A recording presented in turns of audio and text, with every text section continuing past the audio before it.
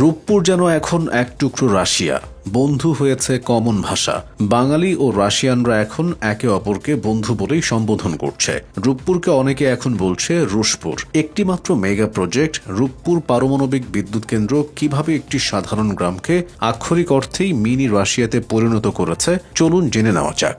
2013 সালে বাংলাদেশের ইতিহাসে সবচেয়ে বড় মেগা প্রকল্প রূপপুর পারমাণবিক বিদ্যুৎ কেন্দ্রের কাজ শুরু হয়। 2400 মেগাওয়াট ক্ষমতা সম্পন্ন এই প্রকল্পের জন্য পদ্মা নদীর তীরে আসতে শুরু করেন হাজার হাজার বিদেশি বিশেষজ্ঞ। বর্তমানে এখানে রাশিয়া, বেলারুশ, কাজাখস্তান ও ইউক্রেনের প্রায় 5,500-এর বেশি নাগরিক বসবাস করছেন। এই বিপুল সংখ্যক বিদেশিদের আবাসনের জন্য মূল প্রকল্প থেকে সামান্য দূরে দিয়ার শাহাপুর গ্রামে গড়ে তোলা হয়েছে অত্যাধুনিক গ্রিন সিটি।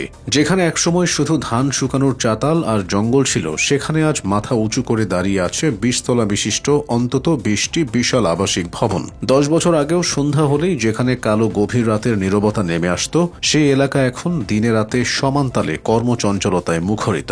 বিদেশি নাগরিকদের এই বিপুল উপস্থিতির কারণে রূপপুরের অর্থনীতি এবং সংস্কৃতিতে এসেছে এক জাদুকরী পরিবর্তন।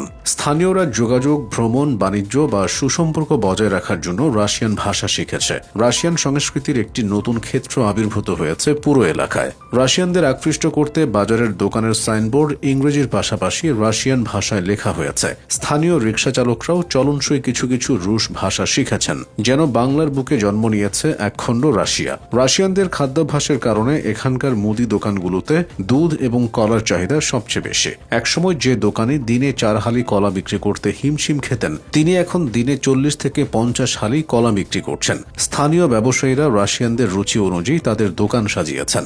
নতুন হাট এলাকার অনেক জায়গায় এখন রাইস মিল ভেঙে তৈরি হয়েছে বিশাল সব শপিং কমপ্লেক্স। আর এসব শপিং মলের প্রতিটি সাইনবোর্ডে বাংলার পাশাপাশি বড় বড় করে লেখা রয়েছে রুশ ভাষা।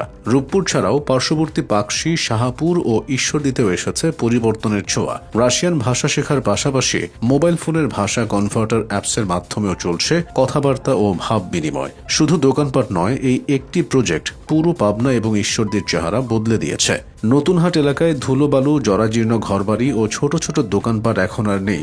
বাণিজ্যিক ভবন, স্কুল, সুউচ্চ ভবন, আন্তর্জাতিক মানের হোটেল, রেস্তোরাঁ, আধুনিক শপিং মল, সুপার শপ, তারকা হোটেল, সুইমিং পুল, রিসোর্ট, বিভিন্ন নান্দনিক কর্মকাণ্ডে ভরপুর। ভাগ্য বদলের পাশাপাশি বদলে গেছে তাদের সামাজিক চিত্র।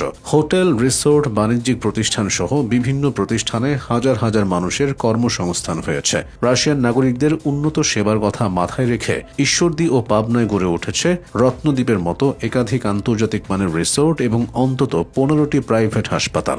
শুধু অর্থনীতি নয়, গড়ে উঠেছে চমৎকার এক মানবিক সম্পর্ক।